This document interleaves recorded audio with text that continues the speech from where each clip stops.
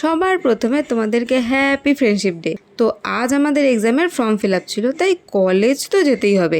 But college যাওয়ার আগে আমার হালিশহরে একটা ইম্পর্টেন্ট কাজ ছিল, তাই ভাবলাম এখান থেকে একেবারে কলেজে যাওয়া যাক। তো স্টেশনে আসার পর ওয়েদারটা তো দেখো, টোটো করে আস্তে আস্তে আমি তো হাফ ভিজেই গেছি। তো ট্রেন আসতে একটু দেরি ছিল, তাই আমি বসেছিলাম। তখনই আবার বৃষ্টি। মানলাম যে একটা টাইমে আমি বৃষ্টি চেয়েছিলাম, তাই বলে কি এত আর কি রোদ দেখতে পাচ্ছ? কেউ বলবে 2 মিনিট আগে বিশাল একটা বৃষ্টি হয়ে গেছে।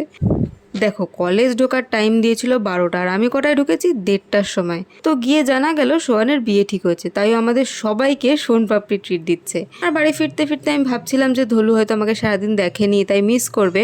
বাট আমার মনে হয় না এমন কিছু হয়েছে। অ্যাটিটিউড দেখতে পাচ্ছ?